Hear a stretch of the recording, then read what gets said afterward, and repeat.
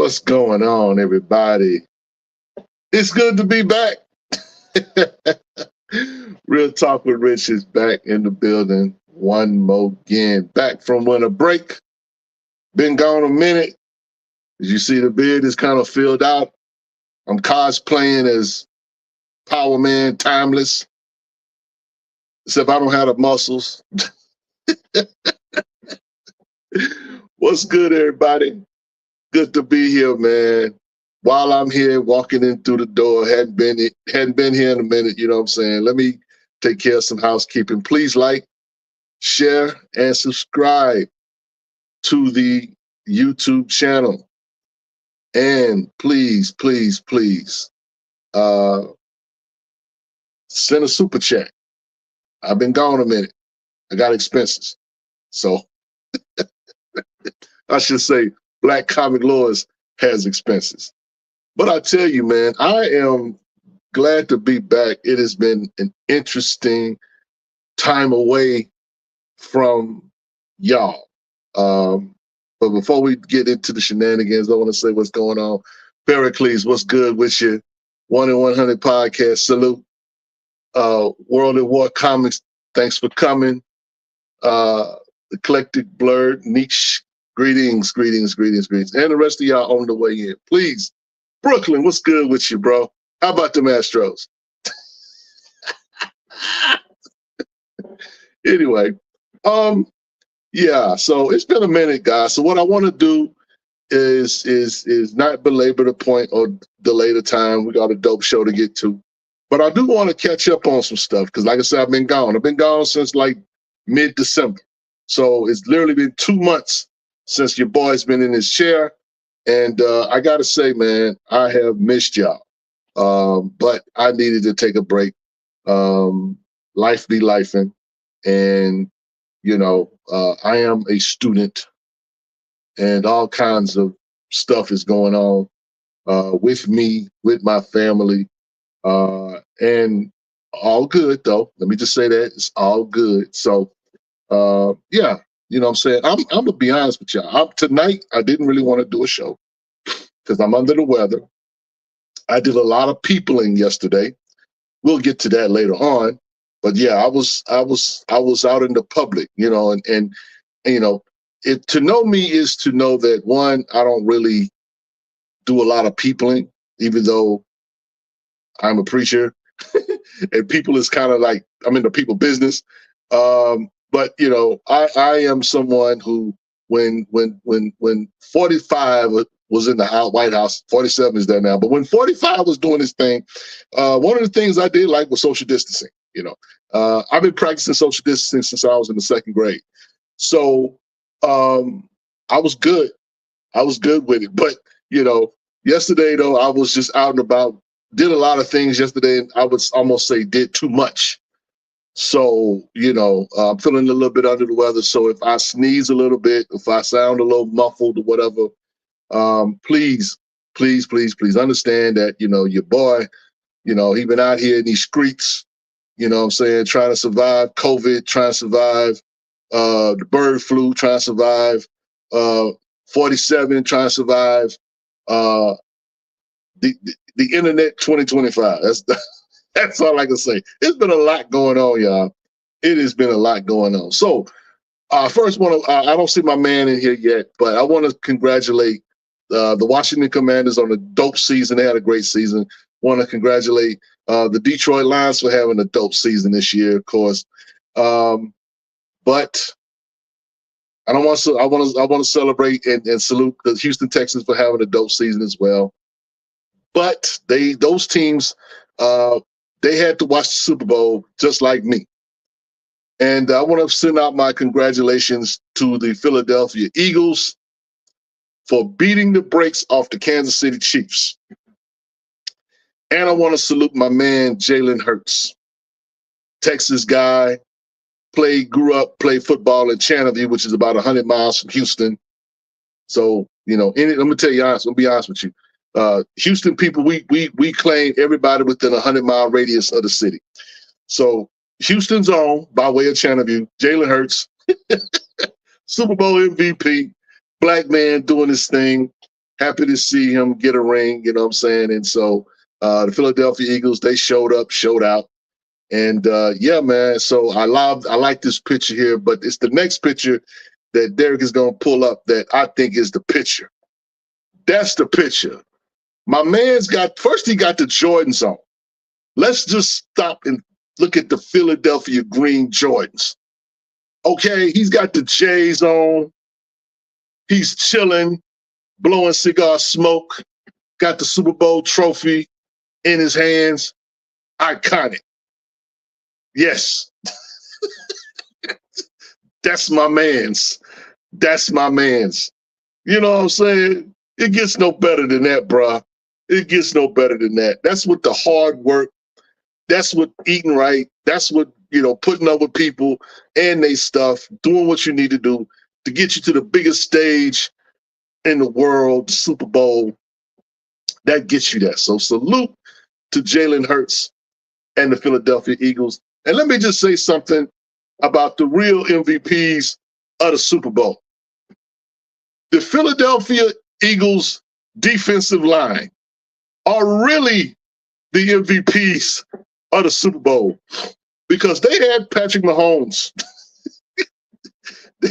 Patrick Mahomes has been a terror in the league. He's been a terror in the league. That dude is, I ain't going to say he the GOAT. That still belongs to Tom Brady. He got a few more rings to catch up, to get there. But they made that dude look regular. They made that dude look like a backup. It was not pretty. And here's the funny part. They rushed. There was no rushing from the linebackers at all. That was all front line. That was, man, I'm going to tell you something. People love passes. They love touchdowns. But defense wins championships. They did their thing, man. I know Patrick Mahomes is probably still waking up in a cold sweat. They gave that dude fits the whole day. Poe Travis Kelce, he looking all, like a deer in headlights. They had nothing. They had nothing for the Eagles on. And that it was, I think it was like 40-21 or whatever it was. That game was over at halftime. That game was literally over at halftime. They had the second squad out there by the end of the game. It was, man, I tell you what, I love smash mouth football, and it gets no better than that. And the funny thing is that they didn't really need Saquon Barkley to do much. Jalen did his thing, but that defense, pick sixes, rushed him, sacked him like 5-6 times. That was crazy. That was crazy. And here's the thing about the Philadelphia Eagles, y'all. That's not an old squad. So I know my mans and them in Detroit are thinking that y'all might be up next. I don't think so. The Super Bowl goes through Philadelphia, and it's going to go through Philadelphia probably for the next 2 or 3 years. So again, shout out to them. But the Super Bowl, as great as it is, was not the thing people were talking about. The Super Bowl halftime show has been the thing that a lot of people on social media have been talking about, right? And here's the thing. It was all right. It was all right. I can't, I'm not a Kendrick stan like that. It was cool for what it was. I didn't get to hear the song I wanted to hear. He played, he trolled Drake. It was almost, feel how you feel about Drake. I'm not the biggest Drake fan either, but man, Kendrick, you are a bully. You just happen to be a bully that everybody likes. Not everybody, but most of Black America wasn't mad at you at all. But it was cool. It was a cool halftime show, but I didn't get to hear the chance to hear the song that I wanted to hear, which was I. I Love Myself. That's one of my favorite Kendrick Lamar songs. I think he would have shut it down if he'd have played that. But he literally spent half the Super Bowl programming trolling Drake. I know Mawar said Drake started. I get it. But you get to the biggest stage in the world, and it's gotta be about the entertainment. That's literally, you won like 5 Grammys the week before, and then we go into the Super Bowl like, you know what? We just gonna keep pouring. We just gonna keep pouring gasoline on this fire. No problem. We just gonna keep pouring. Then I'm gonna get Samuel L. Jackson to play Uncle Sam. I saw what you did, Kendrick, when you did that. I saw what you did. So, and of course, Compton people gonna Compton. And, Serena Williams out there crip walking was like, okay, this is too much. This is too much. This is too much. And Collective says, pull that comment back up. You cannot talk about a man's wife and imply his son is not his own and not expect repercussions. I get that. That's hip hop. I'm not tripping about that.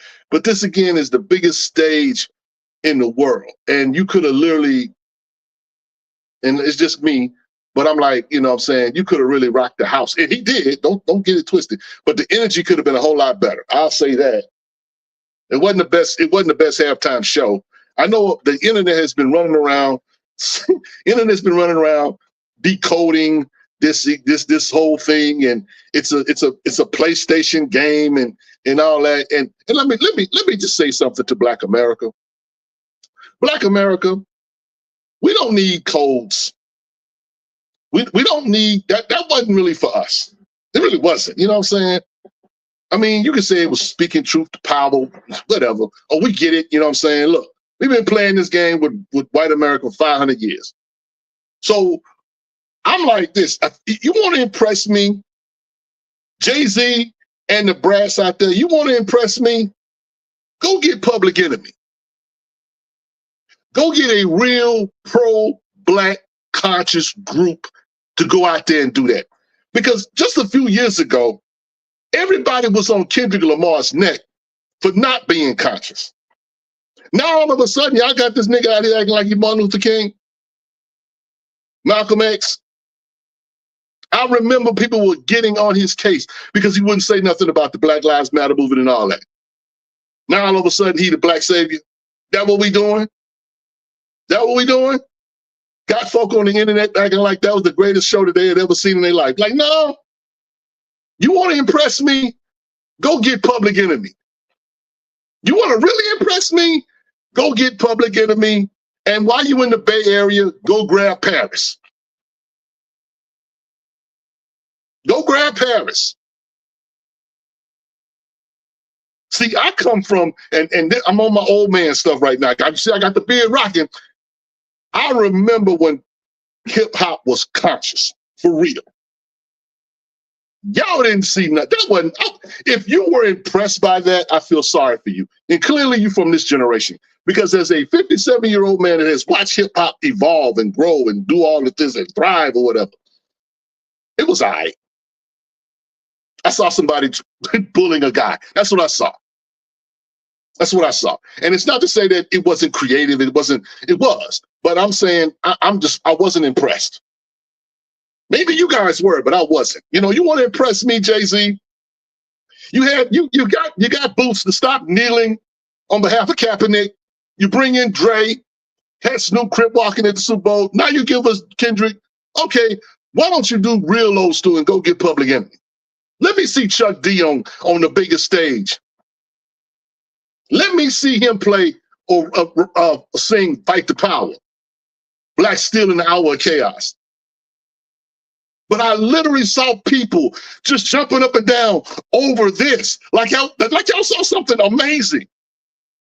That tells you all you need to know when it comes to music, entertainment, and when it comes to the progress of Black people in this country. And I said what I said. And I know there are going to be some people who are going to think that I'm hating, but I do not care.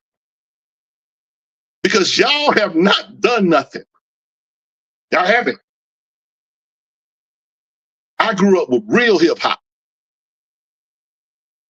This is two Negroes arguing over something that's gotten personal. Y'all better hope they keep it on wax.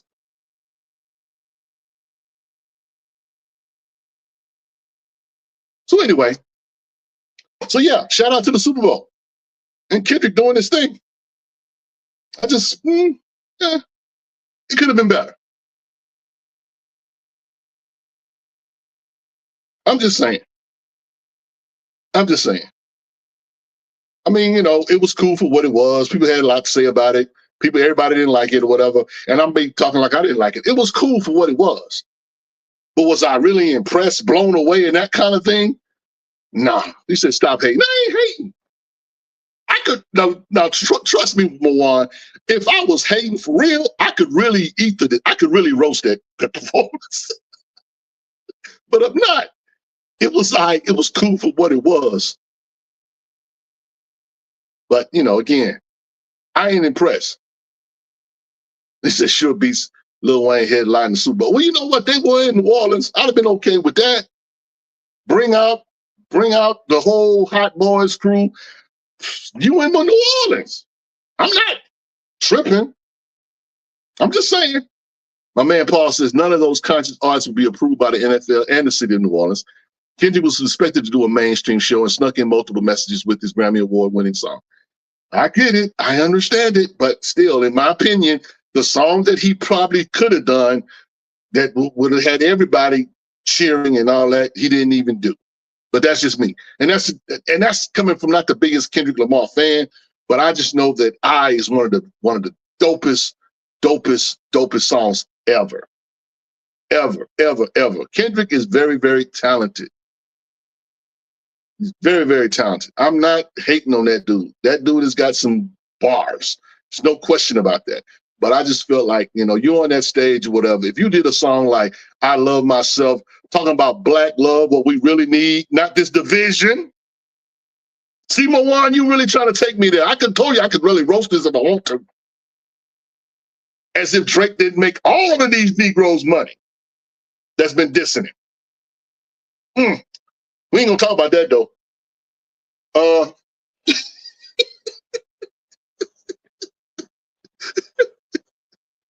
So shout out to everybody that's connected to the Super Bowl and NFL. I can't wait for the new season to start. OTAs and all that. I'm ready. Bring it all back. Bring the NFL back. Anyway, so February, Black History Month, and with Black History Month, you know what I'm saying? It's been pretty cool. But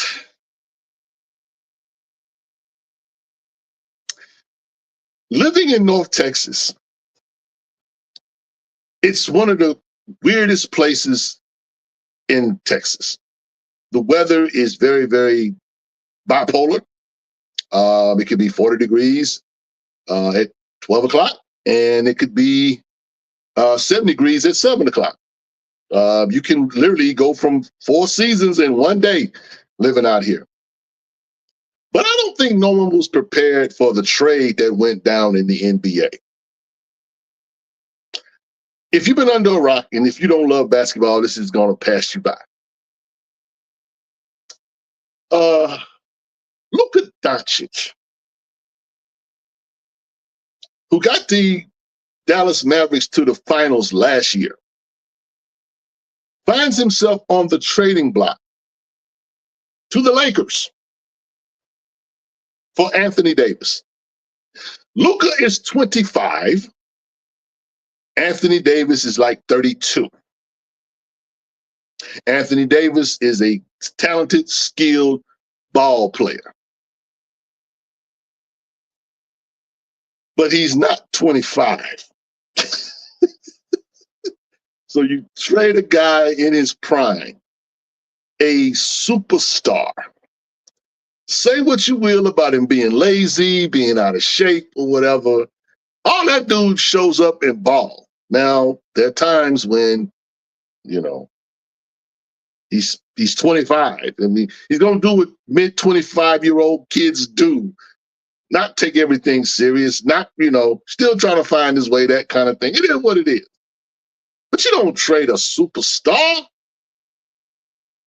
for an injured one. Because no sooner than Luka Doncic put on the purple and gold for LA They play a game. They play a game.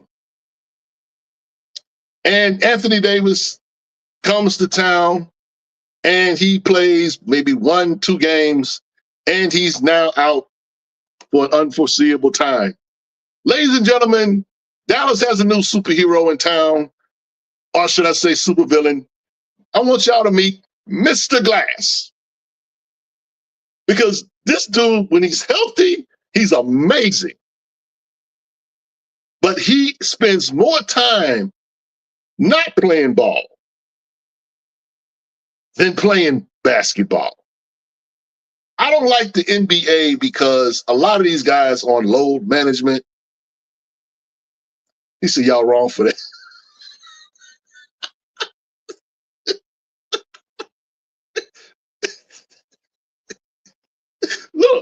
Look, it is what it is.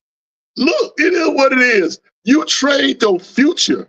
You trade a guy, he's 25. He's balling. He needs more veteran leadership. And I thought with Kyrie being there, that maybe some of that stuff would rub off on him from Kyrie. Clearly it hasn't. And clearly when to put a superstar like that on the trading block and send him to LA, where all they want to do is win championships. They don't care about nothing else. They just want people to be in the stands and win championships. And y'all just shout out to the Los Angeles Lakers for giving LeBron James another drink from the fountain of youth. Because if nothing else, he's probably going to get a couple of rings on the tails of this guy if he stays healthy and has his mind right. I'm just saying. Gillian says, I am a Sixers fan. He says, where's the shade alert? And Joel plays when his hangnail is here. I mean, bro, the NBA is not fantastic. The NBA used to be fantastic. It is not fantastic anymore. These guys they got low management problems. They don't play. They don't play when they supposed to. I spend $50, $100, $50 to park to go to the basketball arena just to find out that the superstars are taking the night off. This is the NBA. In the immortal words of DMX in the movie Belly, talking to his guy, Nas, this is your man's. That's your man's. Sorry, Dallas. That's your man's. That's what you got to look forward to. And look, the people here in Dallas, they are not happy. They are not happy at all. I would not be surprised if Kyrie Irving at some point decided, you know what? Let me get out of here. And what was really telling was that when they had the press conference with the coach Jason Kidd and the general manager, and Jason Kidd was just kind of sitting there just like, this is what we doing?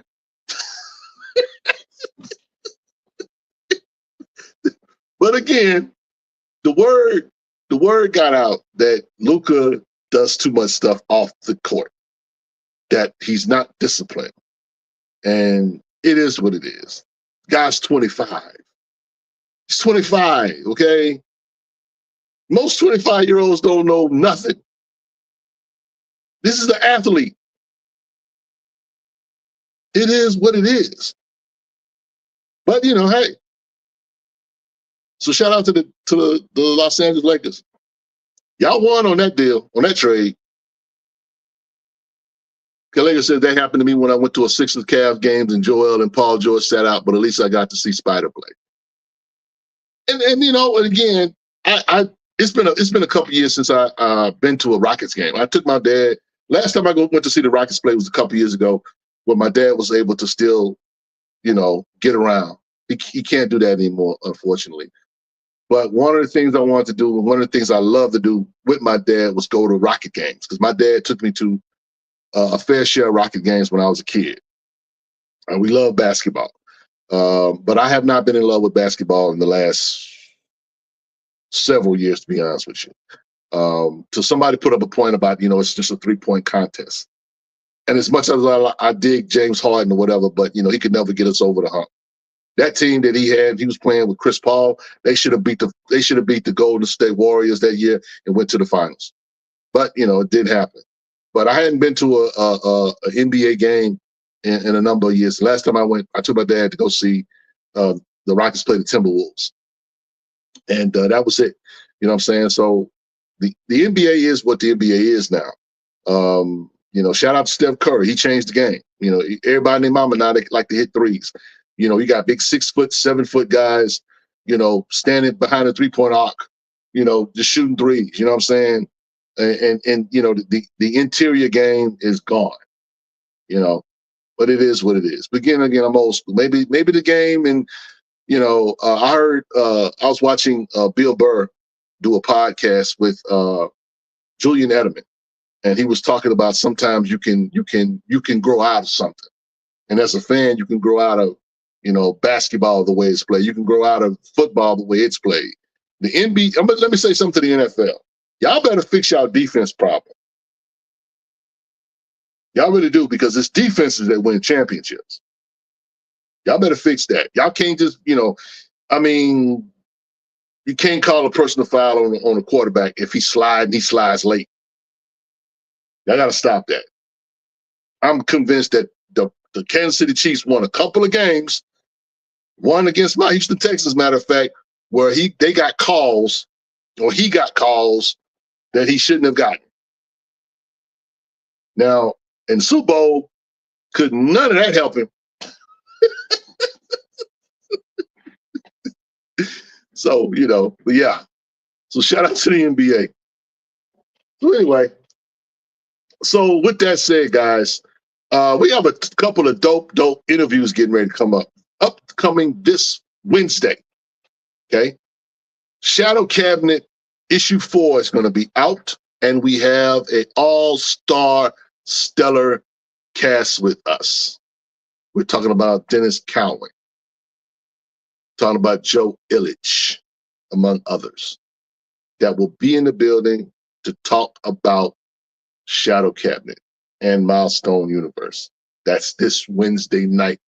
So please make a point to be with us.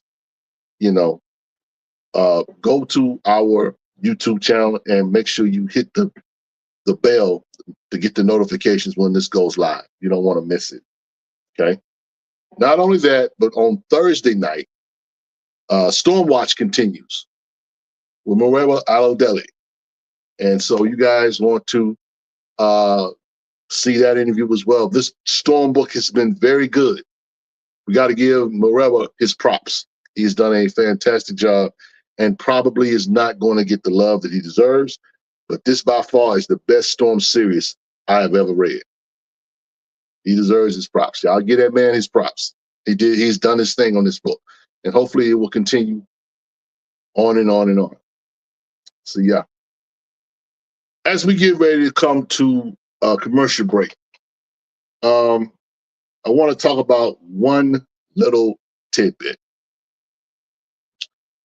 Black History Month, as I said earlier, and usually some nonsense comes out during Black History Month that none of us sign up for. Okay? They didn't sign up for it. It just kind of happened. It's kind of like, okay. Well, this is one of those moments. A gentleman who has come out and said he is now transgender has a relationship, I would say, in our space in regards to he is the creator, or she. I'm gonna let y'all worry about that. These pronouns, y'all need proverbs, not pronouns. But anyway, Tony Isabella came out and said he's now transgender. I'm like, okay, let's move on. Now, I'm not lost on the fact that if that's something that you feel like you had to say, fine. Live your life. Live your truth. Call it what you want. I'm going to call it what it is. And I'm not lost on the fact that you did this during Black History Month. And I'm not lost on the fact that there is a Black Lightning run right now. So I'm not sure if you did anybody any favors with this. But live your truth. If you feel like that's what the truth is, even though I do know that there's no such thing, that there's only one truth and everything else is an opinion. But that's that. My question is, are you going to sign Black Lightning books now? Is Jenny Isabella or Tony? That's my question. Because Jenny didn't write these books. Tony did. Tony.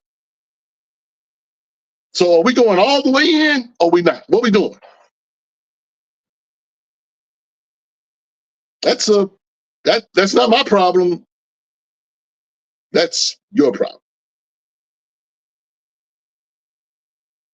Why would you, and I get it, you've been sitting on this whatever, how long, whatever, in the middle of Black History Month, when a Black character, a Black man character that you helped co-write or co-create with Trevor Von Eaton. I'm just asking questions. But I get it. I get it. But anyway, I just want to address that. I'm just asking questions.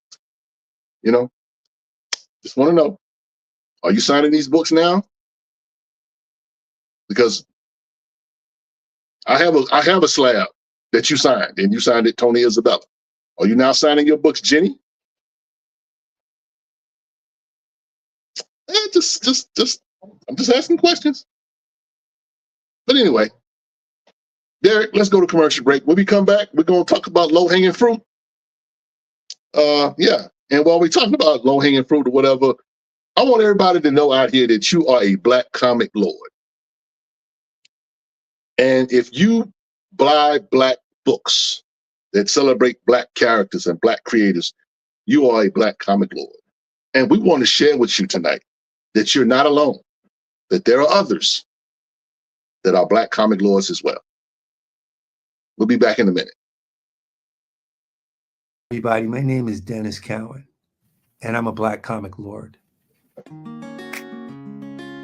I'm Eve Ewing, and this is the Black Comic Lords. My name is Rodney Barnes, and I am a Black comic lord. Hey, this is Marcus Williams, aka Marcus the Visual, and I am Black comic lord. I am Stephanie Williams, and I am a Black comic lord.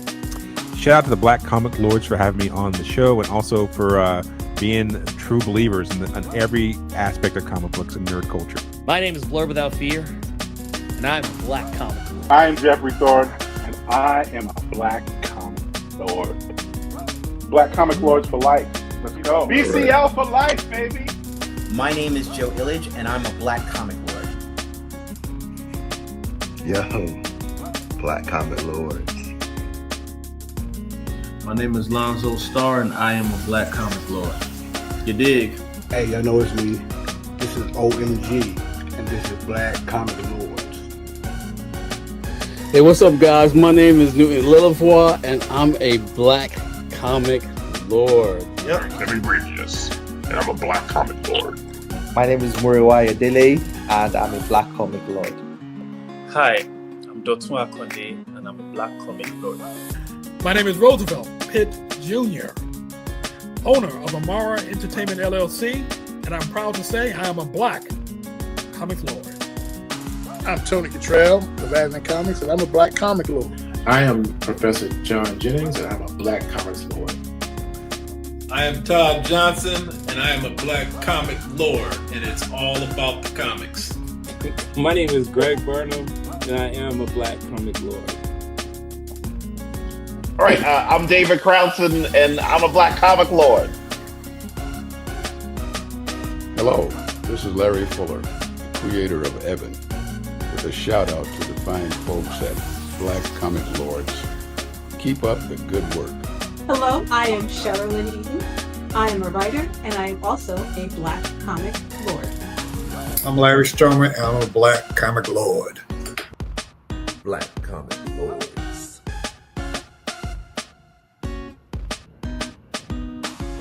Hey everybody, this is Sean Martinborough, and I am a Black comic lord. I am Sean Damian Hill, and I am a Black comic lord. but do it I'm enthusiastic. Brandon Thomas, writer, creator of comics, and I am a Black Comics Lord. My name is Tim Fielder. I am a Black Comic Lord. All right. Hey, my name is Sanford Green, artist, illustrator, and I am a Black Comic Lord. My name is Aletha Martinez, and I am a Black. I am Chris Cross. I am now a Black Comic Lord because I am now family. And so are you. Black Comic Lords. Black Comic Lords. Solid. Subscribe now. Yeah.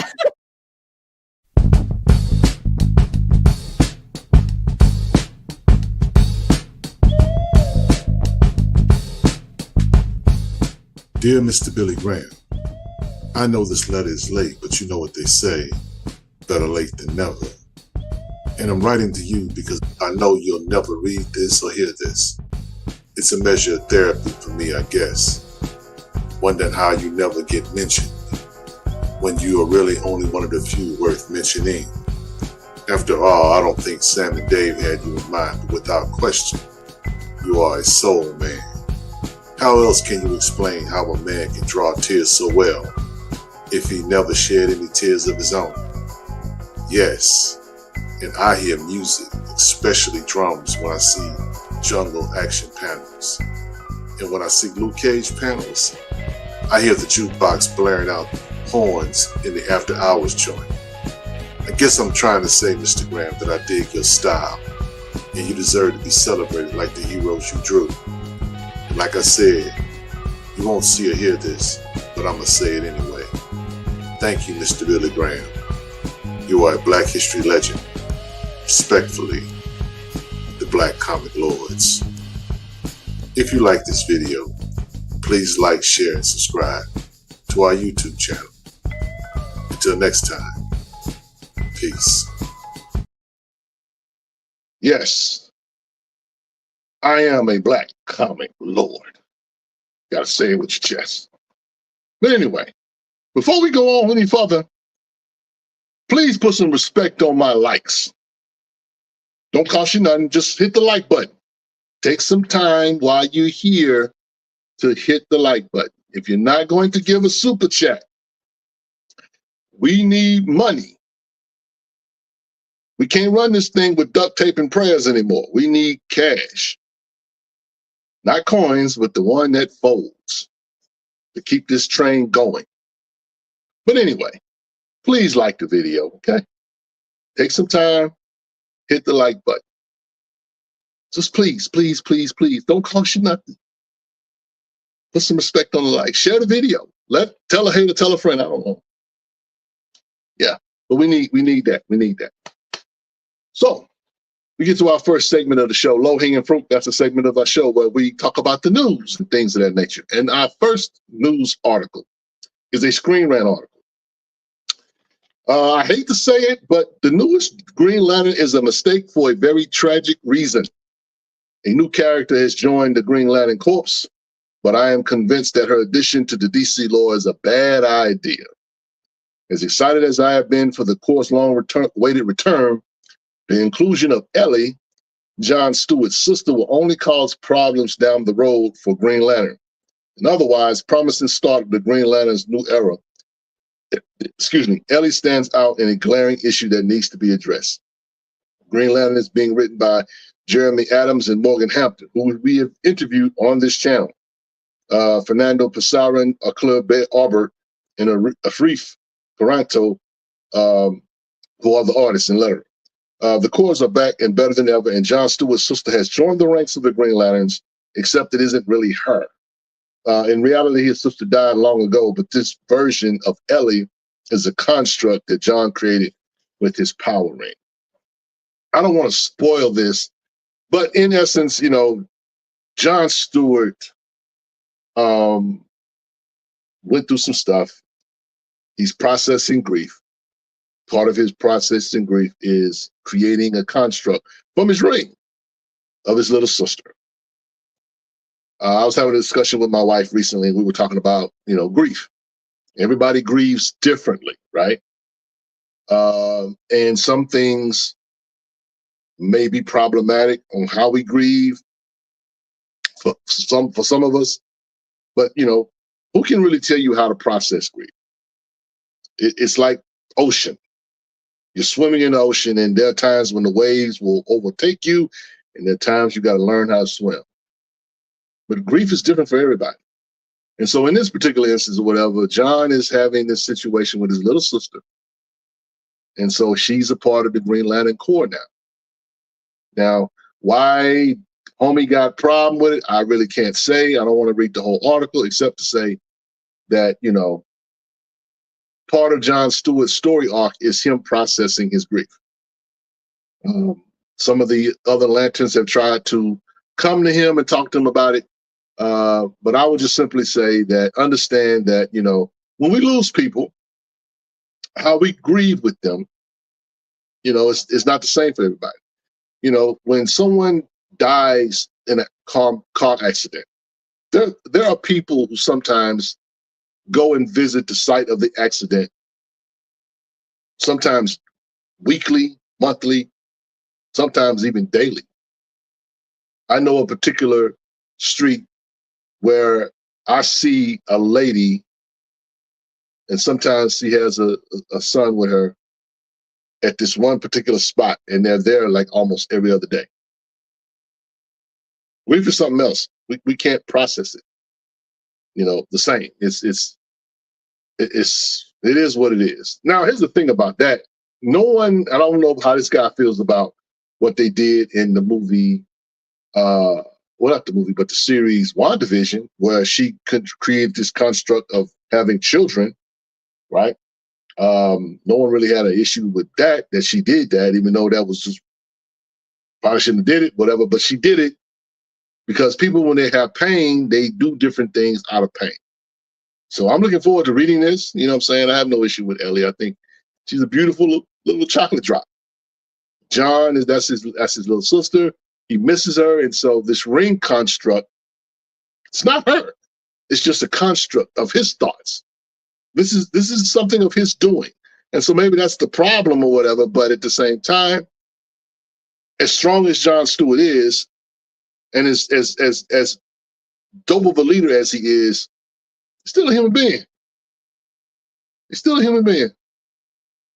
So let that man grieve. So if you have not picked up Green Lantern Corps issue number 1, go get that. Because while this has different artists or different Green Lanterns in it or whatever, John Stewart is up front and center, leading the Green Lanterns. What's going on? We got my man Mawan with the super chat, $10. Thank you, sir. Appreciate you.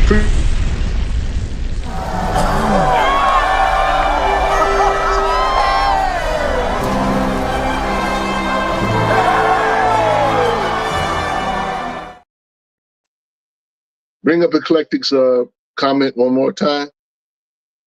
He says, Stewart took a page from Bishop's playbook and created a construct of his lost sister. Wonder if she'll become a real girl like Shard.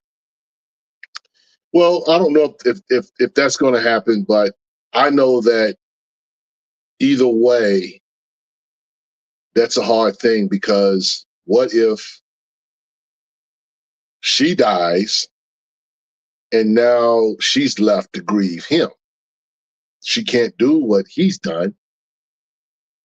I don't know.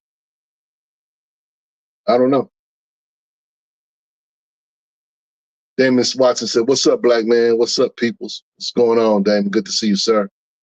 So yeah, we'll see what happens with this. I want Morgan Hampton and Jeremy Adams to go ahead and write the story. I believe in letting the writers write and say what they need to say. And maybe they are talking a little bit about grief in this story or whatever. I think it's dope. You know what I'm saying? Some people just don't want real life in their comic books. I love it. Give me something to resonate with. You know what I'm saying? Grief is something that all of us will be, one time or another, will be acquainted with. May not like to talk about it, deal with it or whatever, but to see it in a story, that's what makes comic books dope. When you're able to relate to certain things. Now I see the spot asked the question, says, has DC Comics addressed whether Lynn Stewart is John Stewart's sister? It would be interesting to see what Lynn thinks of John recreating their little sister Ellie. A Nazi? I don't know. That's the word. That's definitely his sister, but are they gonna talk about it? I don't know. Maybe. We'll see. We'll see. The collector says, I found nothing wrong with the issue. Found it interesting that Sinestro is a good guy again, but I haven't read Green Lantern regularly in a decade. Listen, I'm here for Sinestro. Sinestro's a dope villain. You know what's weird to me, though? Jessica Cruz is in this book. And last time I saw Jessica Cruz, she was hanging out with Sinestro, and she was a Yellow Lantern. And Green Lantern Annual, #1, I think is what it was. That was a dope book, too. But she's in this book. So we'll see. So, yo, if you're not reading Green Lantern, I recommend you go get that. Because Simon Baz is in it, Teen Lantern is in it, Guy Gardner is in it. I hadn't seen Hal. I know the fanboys like, where's Hal? Where is he? I don't know where Hal is. I'm sure he will show up, you know. But anyway, yeah. So Green Lantern #1 is in the stores. Y'all go get that. Next article, comicbook.com article, Captain America 4 box office projections. Thanks to a strong opening day, Captain America Brave New World box office projections have improved for this weekend.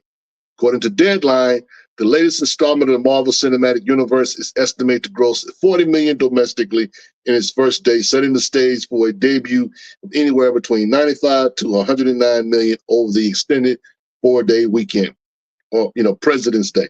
Now we know why they decided to drop this Valentine's Day.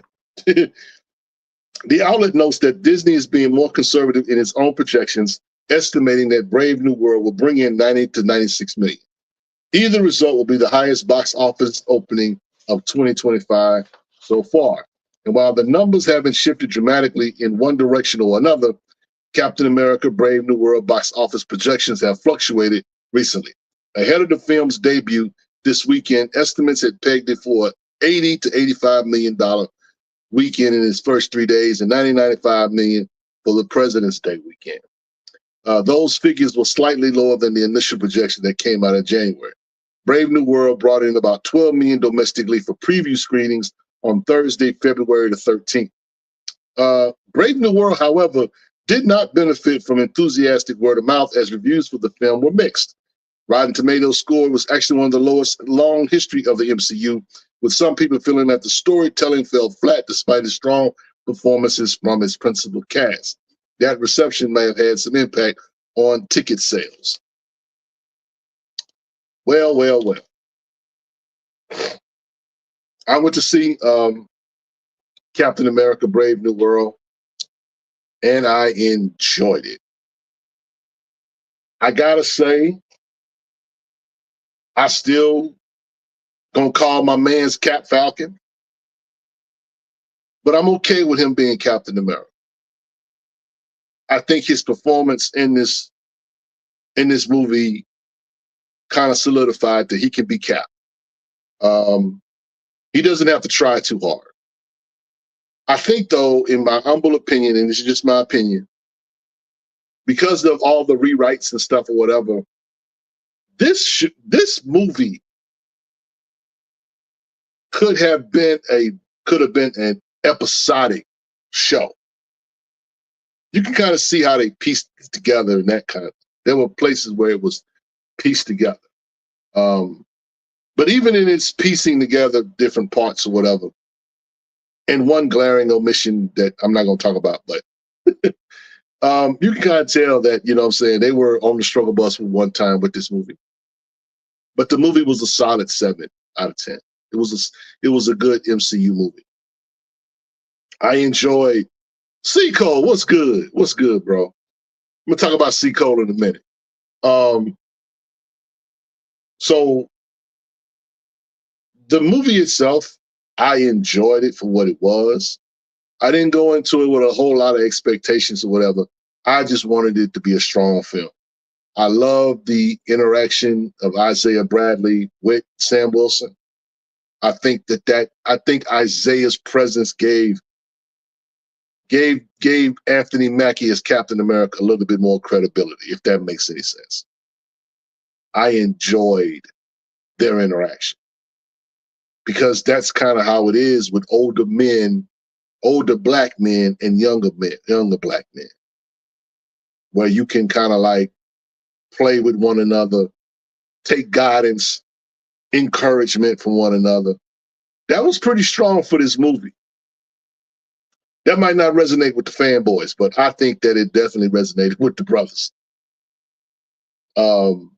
Joaquin Torres played the Falcon. I enjoyed his performance. I thought it was good. Giancarlo Esposito, Sidewinder, man, y'all bring that dude back. I don't know if he's dead. I know he had a blade in his chest. But yo, bring that dude back. Bring that dude back. Now, Brooklyn, put Brooklyn's comment back up again. He says, Captain America for the movie, fine, but for the books, nah, fam. I mean, yeah, it is what it is. It's the MCU. No one's going to mistake this for being canon. No one's going to mistake this for being comic book accurate. No one's going to mistake any of this stuff for being what it was. But for the actual going into the theaters, eating some popcorn, drinking a tub of soda water, I was thoroughly entertained. And I might go see it again, to be honest with you. I enjoyed it that much. It wasn't nothing that I was like detesting. I really enjoyed Everett Ross. I did really enjoy Harrison Ford as playing the Red Hulk. I think that was cool. My man said Falcon with the Miami Hurricane. Yeah, I saw that too. I thought about you, Paul. Can't get away from the you. Can't get away from the you. But I really enjoyed this film. I gotta say it was a good film. It was a good film. I think overall, you know what I'm saying, could it have been better? Absolutely, but it was solid. It was solid. I gotta say, I wish that they would do a Truth, Red, White, and Black limited series or a movie. Just do a movie with Isaiah Bradley. I think that would be amazing. But yeah. Seco says, unlike Doctor Who and Star Trek, Marvel comics tend not to match the movies. Too big of a universe. Yeah, perhaps. I think that they, getting into casual is the biggest thing for them. They gotta pay the bills. The hardcore don't pay the bills. Y'all don't pay the bills. They got to get the casuals. They got to get the casuals to show up. But yeah, and I went to see the movie. You know what I'm saying? The theater wasn't crowded, and that's cool. That's okay. That is perfectly okay. In this day and age, or whatever, people pack in the theaters to see certain movies, or whatever. I mean, it is what it is. I'm good with it. I'm good with the extra space, because in my theater there was a crying baby. And I'm glad that baby was in the balcony and not down there where I was. Damon says the story had a lot of explicit dialogue and subtext that add depth for black men few movies managed to achieve. Yeah, it was, like I say, the dialogue I thought was strong. One of the things about it, I think that the situation with the villain. I wish they would have made that more comic book accurate. Why didn't just give old boy the big head, the big brain, instead of, he got literally the mumps on his. He just got the mumps going on. But anyway, it was a strong movie. He says we got to see Isaiah Bradley in the suit and in action. I would love to see that, man. Y'all do that, Disney. Y'all make that happen. 4 issues or whatever. Tell the story of Truth, Red, White, and Black. Tell that story. Because to me, you really want to tell that story. Why would you have Isaiah Bradley in there as much as you did if you do not want to really tell that story? Go on and tell it. But I know in the era of 47, yeah. Calico says, training with Isaiah early on with no suit made the Hulk fight with Vibranium feel solid. Yeah. You know what? Shout out to my man Joaquin Torres for the line of the movie when he said at the end of the movie, "You can't call Wakanda and tell him to hook a brother."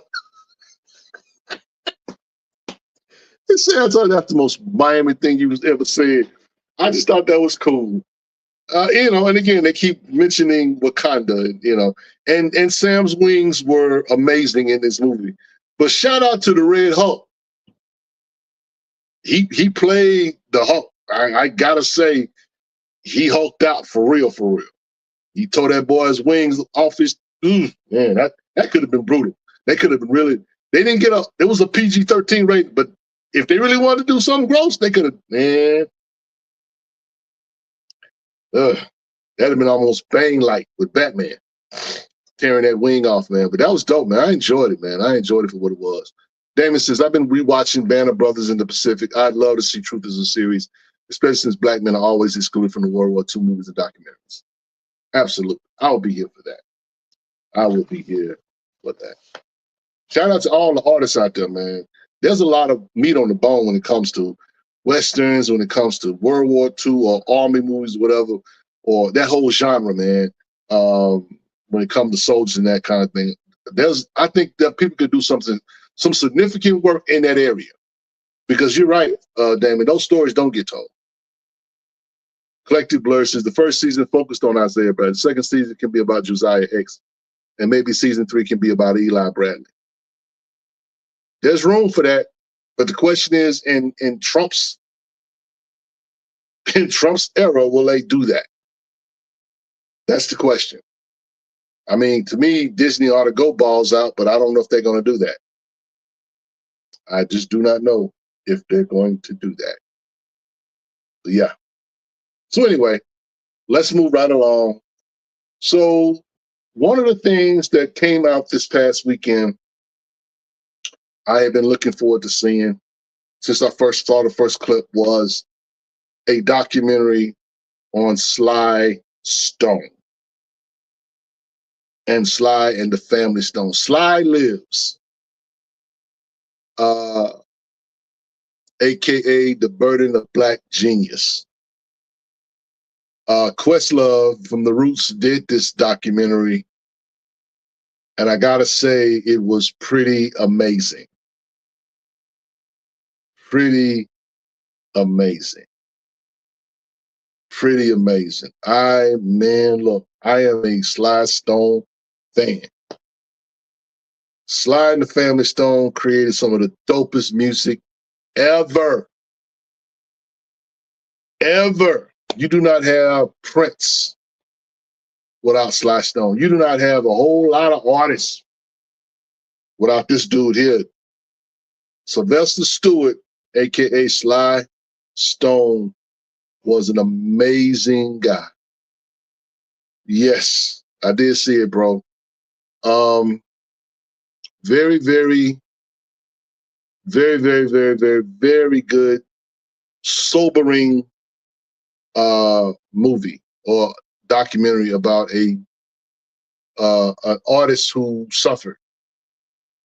I think that, drugs drugs are the devil. But that guy made a lot of dope songs on drugs. There's something to be said about that, but artists can't shake that demon. Most artists can't shake that monkey. And he was one of those artists that could not. It affected his career. But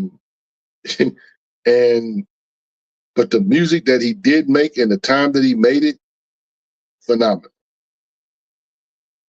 Phenomenal. Yeah. One of the podcasts says, didn't know Jimmy and Sly did a show together. Someone please give me a time machine. Oh, yeah. Oh, yeah. I saw that and I was like, wow.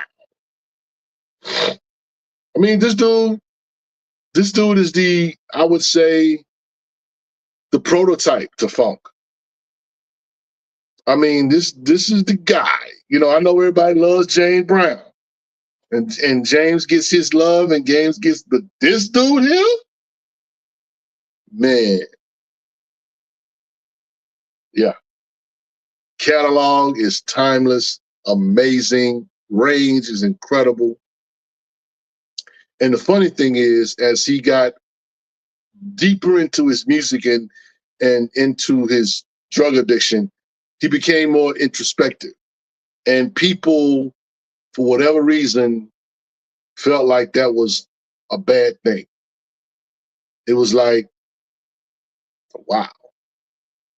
They just want you to be a slave to the music.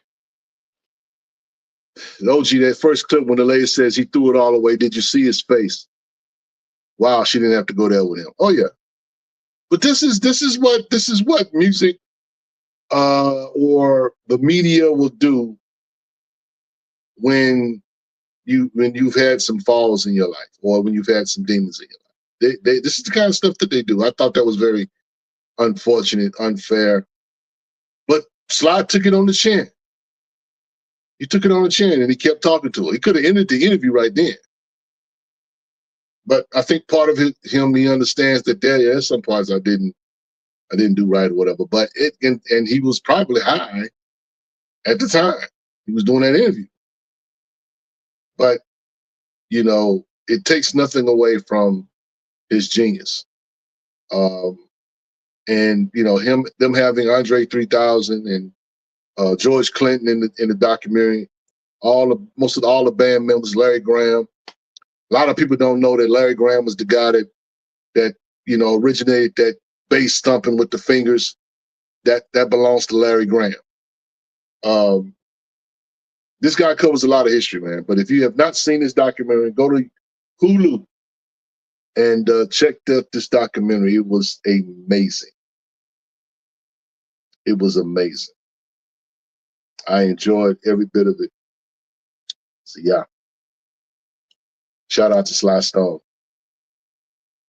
And so I covered a lot of what I've been doing when I was gone up to this weekend. The last thing I did this weekend, well, not the last thing, but on yesterday, I had the privilege of going to the African American Museum in Dallas, which is located in the Fair Park area of Dallas, and spoke briefly about comic books. Initially, I thought it was going to be a longer set, so to speak, but they only gave me like 20 minutes. Me and a brother talked, his name Christopher Robinson. We talked about comics, comic book origins, that kind of thing. It was real, like I say, it was real brief. But we had a good time, and so I want to shout out to my man C. Cole, because C. Cole pulled up on me. And C. Cole is tall. Either he's tall and I'm short. But shout out to my man C. Cole for pulling through, supporting. So that was fun.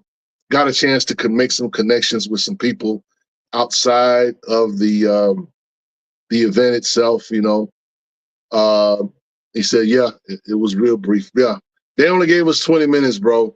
And I didn't find that out till like the day before, if that's what they intended. Because initially we thought it was gonna be like we were gonna have an hour, but you know we had to share time with people that were doing anime stuff and that kind of thing, and it was cool for what it was. I didn't want to like not do it, you know what I'm saying, because the time was limited or whatever, you know what I'm saying. I wanted to represent the brand and talk about it, and ultimately everything is about relationships, and so. Shout out to the Doc Bookshop who extended the invitation to me, as well as the African American Museum of Dallas. And like I said, I talked to some people, and we're going to do some things that will allow us to sit and talk and get into deep details about. Because I brought a bunch of books that I was going to recommend that I wasn't able to, because we were limited in time, and so I wasn't able to do that part of my.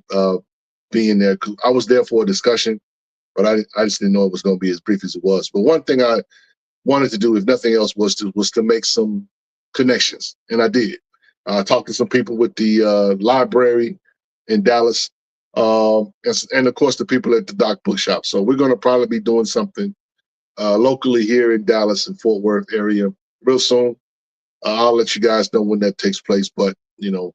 I think that the one thing is I wanted to do more things like this on the ground, boots on the ground in the neighborhood. I love talking to celebrities and creators and writers and all that. But when you can touch people like my man C. Cole pulled up, it was just a minute, like I said, but that was worth me going there.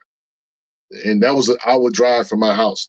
But me seeing C. Cole there, as well as other people that were there, hanging out with my wife, that was cool for what it was. So shout out to them. I am a proponent of literacy. My wife is a dyslexia reading specialist. So for us, it was a treat just to go. And I know I bought a book while I was there, and she bought a couple of books while she was there. So yeah. So that's what we did. So anyway, had fun with that. So it is what it is. One of the books I was going to recommend, though, was Niobe. And speaking of Niobe and Stranger Comics, if you guys have not been to Stranger Comics website, strangercomics.com, go and give them a look, and you will find books on the universe or the world of Asunder, where Niobe and characters like Dusa are there. Shout out to my man, Sebastian Jones, and his whole squad at Stranger Comics. They're doing phenomenal work. We worked with them recently on a BCL variant. And if you go there and buy a book or a sword or whatever, yes, they have swords available. If you put in the discount code BCL, you will get 10% off your order. So we want to prop them up and want you guys to go over to Stranger Comics and support them. Sebastian's a good guy, a dope guy. And yeah, give my mans and them a follow over there at Stranger Comics. Also, we want to get ready to transition to Chat Talk. We're going to take a commercial break. And when we come back, we are going to talk to you guys. Whatever's on your mind, let's chop it up. You know what I'm saying? First show back. And yeah, let's get into it. Be right back in a minute. What's good, comic fan? It's finally happening. We're actually going to start selling our Black Comic Lord t-shirts. But not just any Black Comic Lord t-shirts. No. When we decided to do this, we knew we had to get with the right partners. So we got with Jay Winston with Mr. Wham, and we also got with the fabulous artist, Otis Arterberry. Anybody can just throw a cover on the shirt, but we wanted to make this special. So without further ado, this is the final product. Orders will be going out as soon as you guys get your orders in. So let's take a look. Now this is more like it. So what you're going to get here is you're going to get a Black Comic Lord variant with the Charlie Brown theme, but we're going with Franklin, and we're showing all of the dope Black key comics. Let's take a closer look. I can't believe they even squeezed all these keys together. As a matter of fact, I gotta go grab some of these keys. They got First Black Panther, Tomb of Dracula 10, which is First Blade. They got Black Man right here, which is a dope book. They got Gunhawks, Weird Fantasy, Brother Voodoo, several different Black Panther books, Lobo #1, Lobo #2. I mean, it is jam-packed full of key Black comics. Oh, and did I tell you, Willie Cordy Jr. is also involved in this project? You absolutely got to buy one now. Speaking of Willie Cordy, he was also the artist behind the very first Black Comic Lord variant, which Franklin is holding in his hand. And don't get me started on his satchel.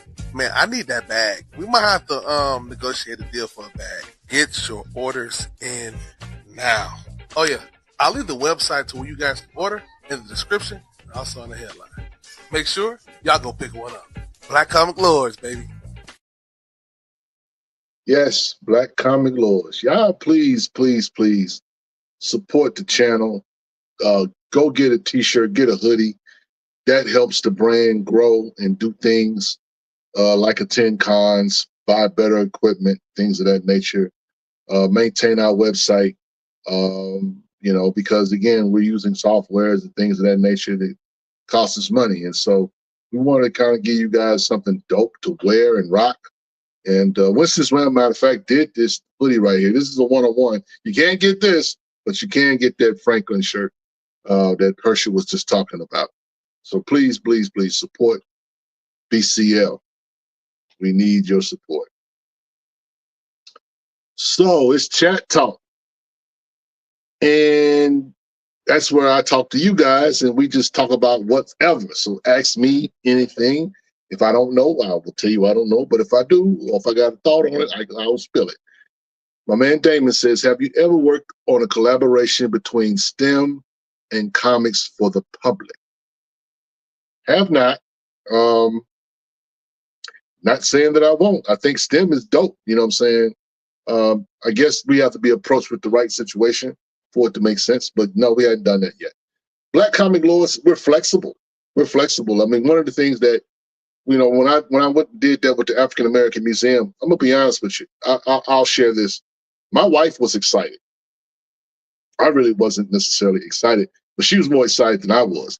She was asking, "Are you gonna get a table? Are you gonna do this? That we could do this. We could do." Like she had 100 million ideas. I'm like, my wife does not like comics. She don't like nothing at all. But when it comes to literacy and when it comes to kids being able to learn certain things with her, she's all on board for that.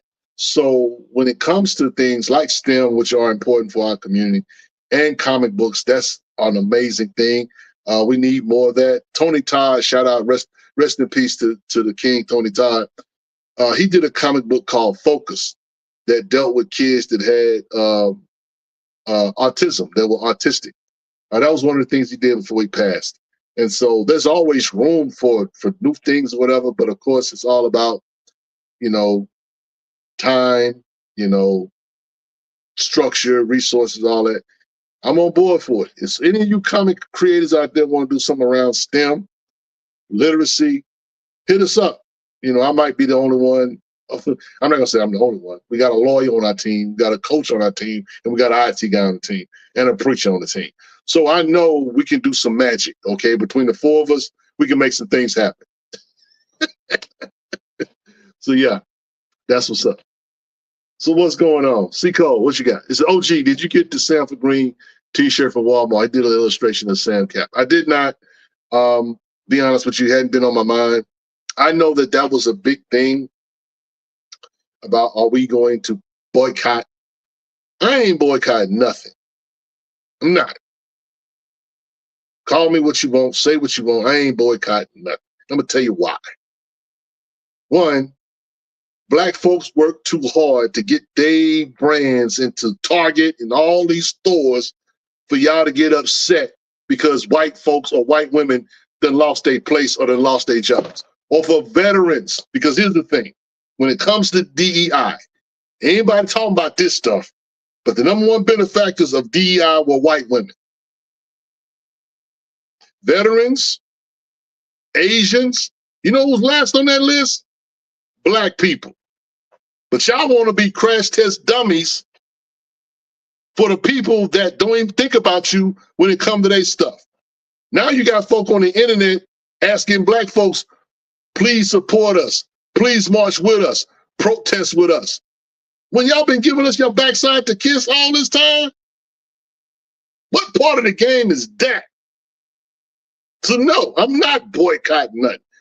I'm not going to somebody who worked hard to be able to have their product in a store.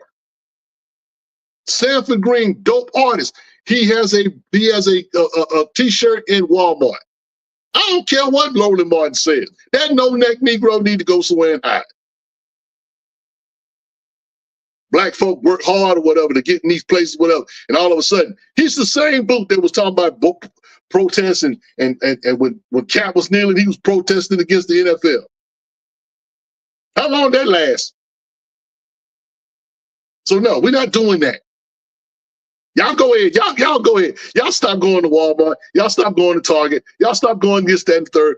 Come to find out, most of these companies that have backed away from that stuff, you know the reason why they're backing away? Because they don't want to be a target of 47. Because he'd already said that he's going to start going after corporations who don't back up off of that stuff. So bad press is not always the best thing to have. So some people are proactively doing certain things, and I get it or whatever, but at the same time, you're not going to get me to do it because y'all sound silly with this stuff. It's too reactionary. First thing we want to do is boycott without even looking at the numbers and the factors and everything that goes along with it. Boycott, please. I wish a nigga would. I'm sorry. Let's keep going. The Collective Blurred Niche that felt like Natasha Romanoff could have easily filled that saber role. I thought the saber role was interesting. She seemed to be a little vanilla, but you're right. I could have, Natasha Romanoff could have definitely filled that role. But I mean, it is what it is. I think it's cool. Will we see her again? I doubt it. I think that character's a one-off, to be honest with you. There was a whole lot of controversy going on with that role and her being an Israeli and all that stuff. And we can't die on every hill, y'all. Yeah. What you got? Did not see the movie yet, but it is mentioned that Sam's flight suit was made by Wakanda yet. Yes, the wings, definitely. Definitely got the wings from Wakanda. The Wakandan wings. The collector says, my exposure to Slides was a black music teacher playing Don't Call Me Whitey Nigga, or Don't Call Me Nigga Whitey in class filled with white dudes. Me and this other guy were the only black dudes in the class. Sly played some music. Sly had some music that was very uniting, but he also had some music that was very thought-provoking. He had a lot of, man, that dude had a lot of songs, man. A lot of songs that had a lot of social content. He was out in the Bay Area with the Black Panther Party, you know what I'm saying, that kind of thing. They covered a little bit of that. You know what I'm saying? But he was someone that just wanted to do music and give people to think and bring people together, you know what I'm saying? Says, have you seen the book You Never Heard From Me from Dark Horse? I have seen that book. I have not picked it up. What is it? It says, 3rd issue FOC this weekend. Black boy can see the future by touching a person. Orlando Sorvidino is the writer. Okay. Really? I've seen that book, but I did not grab it. Speaking of which, you know what I'm saying? My LCS guy put a book in my box, and I said to him, I don't want this, don't put that on my pull list. And it was the World with Doom issue 1 book. And that was a mistake. That's a good book. That's a good book. Look, One World Under Doom, bruh. I got the variant cover here. This is a pretty good book. Shout out to my man Ernie with Blurred Without Fear. I saw his video on it, and I said, man, Marvel got me again. Have you picked up Falcon 2? Yes, I did. And then, Brooklyn. I don't know if I'm getting issue 3. I say it like that. I don't know if I'm getting issue 3. I don't like where this is going. I just, it got real weird. That's all I'm gonna say. One of the progress, I got my shirt. Damn, all they protest. The AOG, I hope you pull us some strings behind the scenes. We need that black light to keep going. Brother, if I could pull some strings, I would. I am enjoying Brandon Thomas. Shout out to Brandon for doing this thing on Black Lightning. Gotta say, my man's is looking pretty good. Hopefully DC will keep him in the forefront, whether it's in this title or whether it's in the other books. I don't know if he's going to join the Power Company. I know that was something that they were trying to recruit him to be a part of, whatever, but I'm hoping he shows up in that book sooner than later, if I'll say it like that. Now, Eclectic says, it was nice to see Josiah X back after all these years, but the ending was cool. Was oof. Yeah, the ending was oof. Was very, very, yeah. That's why I say I don't know if I'm getting issue 3. Right? Y'all might have to tell me about it. I just, and again, shout out to Greg Pop and Evan Narcisse. I want to say, they are doing what they can, but that just looks very, very weird. That's all I'm gonna say. This look very weird. Cap 2. I don't want to, and that's the thing. You could literally take that issue and be like, you know what? I'm not going to see the movie. This is crazy, that kind of thing. And so the timing on all of this is very interesting, I say. But yeah, I mean, the book was okay, and it was good to see Josiah. It really was. I'm interested to see how this is going to navigate, though. But it's kind of like pie in the sky. That what we doing? You literally making pie in the sky. Okay.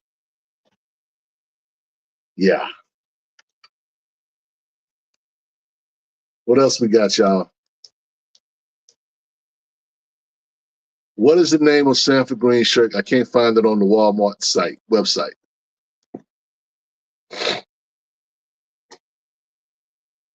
Give him that if you know Amir, 1 in 100 podcast, if you know the name of it. I want to see Sharon Carter come back. That still needs to get explored behind the scenes manipulated that would fit as well as a Cap 5 political thriller. You know what?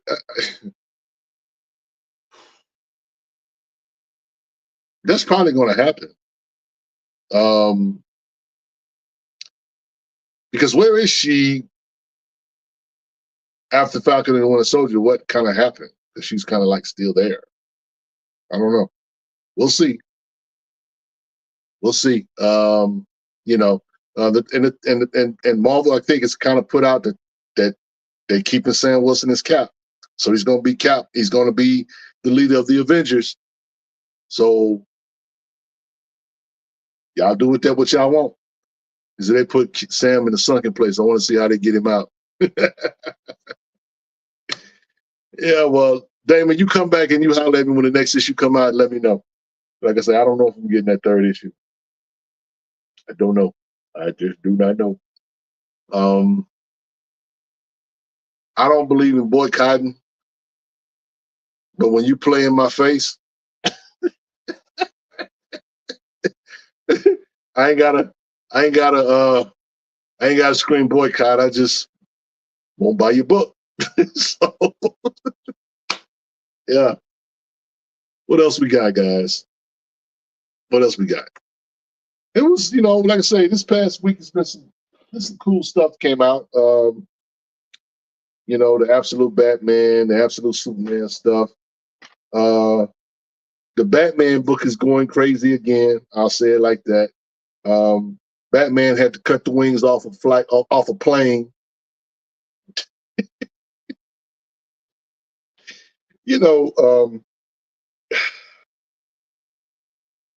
Batman's my favorite character, but every now and then they have Batman doing some just unbelievable stuff.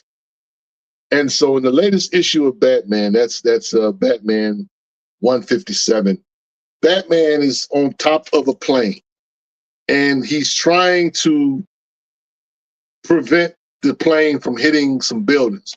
So he's literally got 2 guns and he's literally trying to shoot the wings.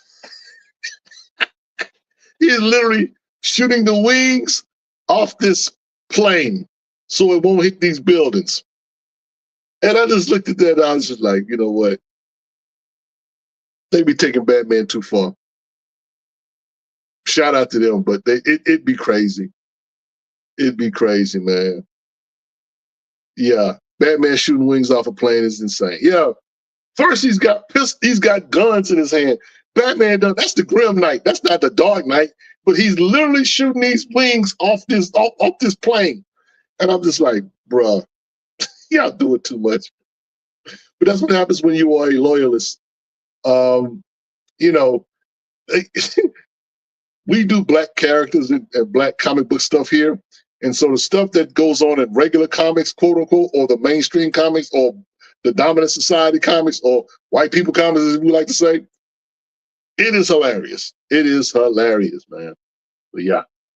So Moan says, you hear they're trying to make a new Bane, and he's going to be extra slow to compensate for Batman. Well, it is what it is. Yo, so how do you feel about the new Doom Academy book, OG? I did not buy that book. I have not read it. I just picked up, like I say, the guy had put the One World Under Doom in my pool. I said no. I watched Ernie Blurred Without Fear, his video. He talked about how great it was. Went back, grabbed it, read it. I'm like, okay, this is gonna be interesting. But I have not read it. I'll probably, if nothing else, I probably will collect that book and the main title. But yeah, I got to go get it. So, but it's so weird. Speaking of teenagers or teen books, you guys know that there is a new character in New Champions. This little chocolate drop right here. She is in the book. Character from Wakanda. I can't. What is her name? This was 100% cover by. Excuse me. But her name, I don't know it offhand. Gold Tiger. Gold Tiger. So yeah. He says, will you ever do a comic book tour video? I could. Most of my books are in storage. I have over 100 short boxes in storage. Vast majority of my collection is in a storage unit. I could, my collection is very, very diverse. I have a lot of Black centered stuff, but I have a lot of mainstream stuff. I have a lot of independent stuff. A little bit of everything, man. But that's something to think about, Bison. What's good with you, bro? What's good with you, man? Yeah. Did you read Bron's? Yes, I did. I did. Dope book. Dope book. I gotta say, I love when our peoples from the motherland tell their stories.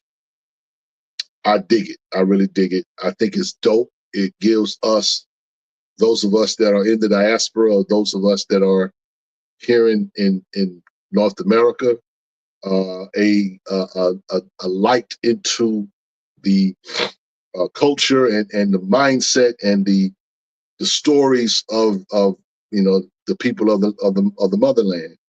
And so I definitely enjoy Bronze Faces. I'm hoping that book does very, very well. It's very well written.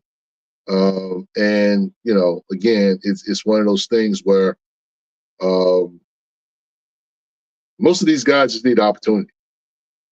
So yeah, Jay, it was a great book. I enjoyed it, man. I hope it continues to go well. I was talking to someone yesterday at the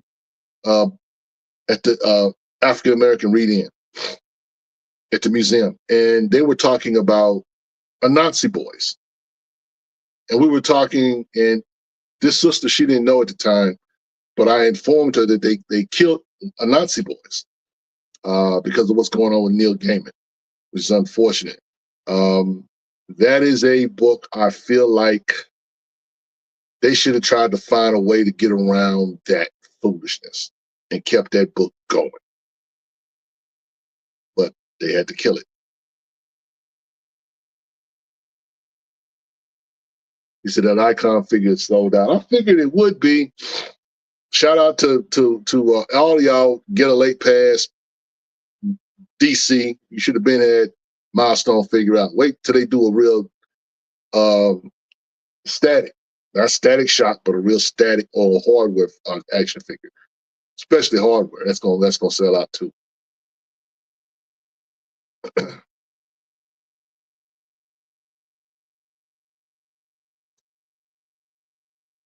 Yep. Let's see what else we got, bro. Have you read all the Destro books? I have read all the Destro books. Destro is one of my favorite characters from the G.I. Joe books. I didn't read everything. Didn't read Duke. I didn't even read all of the Void Rival books, whatever, but I did read all the Destro and the Cobra Commander books. I low-key love villains. You know, for whatever reason. So yeah, but I enjoyed Destro tremendously more. What are you expecting from Shadow Cabinet? Mr. Illich said series up for Image Bloodletter. Yeah. I'm not sure what I'm expecting from Shadow Cabinet issue 4. This is the last one. I'm hoping it goes out with a bang. I'm hoping that it'll, you know, Joe Illich, the Godfather, I hope it opens up his more opportunities for him at Milestone to do other stuff. I'll say it like that. I think that there is reason. You know, Dennis Cowman is going to be on with us on Wednesday night. Joe Illich as well as some others talking about this book. You know, hopefully it will finish strong, and hopefully the sales and the numbers will prove that this is a book that is back. This is a comic book company that is back and that is solid, and that it you know, we that will have its support. You know what I'm saying? No one's talking about Milestone except us. It is what it is. You know what I'm saying? Paul says, I can confirm that Shadow Cabinet does indeed have nonstop action. There it is. There it is. He says, all I know is Doom and Red Hulk are better leaders besides the one we got. Well, you know, the Doom book is interesting in that Doom is coming off as benevolent and he's coming off as wise, and it gets crazy. One thing you can say about Victor Von Doom, he is about the business. He's about the business. So, and the world, one world of Doom, it does play into some of the elements that's going on in our world today. Because again, you know, in the book, without trying to spoil it, you know, Hydra's in the book. You know, Nazis are in the book, and how Doom deals with them. Yeah, Doom ain't playing with y'all. Doom ain't playing with y'all. So, yeah. What else we got, yo? So wait, well, there is a real static figure, DC Icons, but they did not include his jacket. However, the prototype did have the jacket. You know, and again, the new version or iteration of Static or whatever, it's okay. It's cool for what it is, but man, I really like the OG Virgil Hawkins. But that's me, you know. Yeah.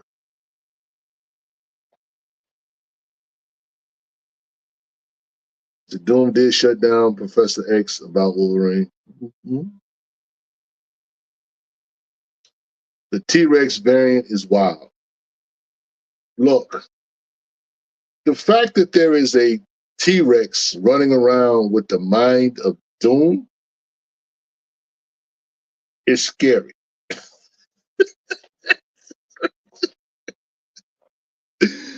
For those of y'all that want to know more about the T-Rex, pick up Fantastic Four.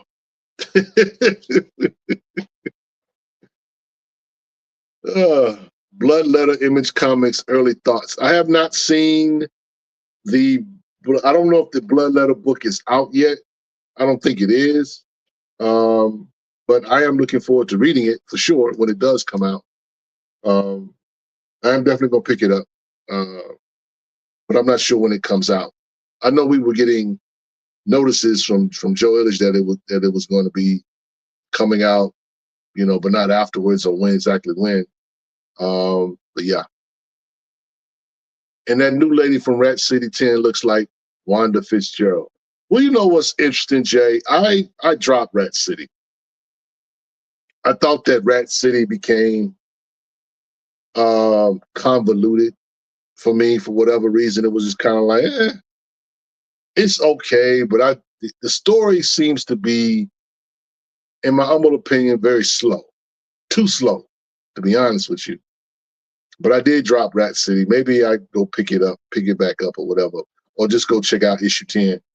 But yeah, I'm enjoying the Spawn book. The Spawn regular title is dope. King Spawn is dope. Gunslinger Spawn is amazing. So yeah. 1 in 100 podcast says, "What's Bloodletter?" Yeah, that's the new comic book that Joe Willis is doing through Image Comics. I think it's a horror comic. So yeah, coming out.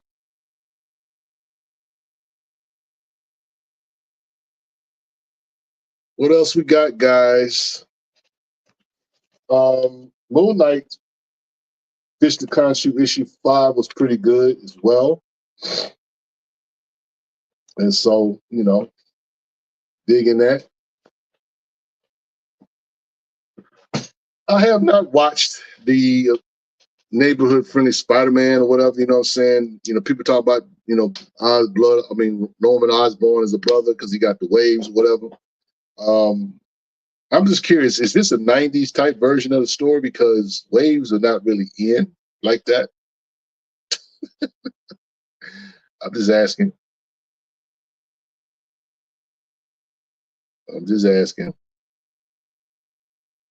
Yep. Anyway, guys, look, we're going to go ahead and get out of here. We're going to wrap this thing up, man. I want to thank you guys for coming, hanging out with your boy. First show back. Do want to let you know that next Sunday is 4th Sunday. And so I think we are going to have an interview. 4th Sundays around here are designated for BCL for interviews. I think we have an interview scheduled. I am not 100% sure on that. If we don't have an interview scheduled, then your boy will be back here. But as far as I know now, from the brain trust that is Black Comic Lords, there's an interview. So we'll see. We'll see, because I don't know. But again, we'll see if I'll be back here next week or not. But if you don't see my face and you happen to see an interview going on, then you'll understand why. So with that said, I'm going to go ahead and give you guys the benediction. And the benediction comes from the book of 1 Corinthians, 10th chapter, I think verse number 4. Love is patient. Love is kind. It's not jealous. Love does not brag. It is not arrogant. In other words, go with love. It's the best thing in the universe. I said what I said. From the stronghold that is Black Comic Lords and Black Superheroes Forever, it's your boy, Rich. Until next time, we say peace. We'll see you when we see you. Wednesday wrap up. See you then. Good night, y'all. We out.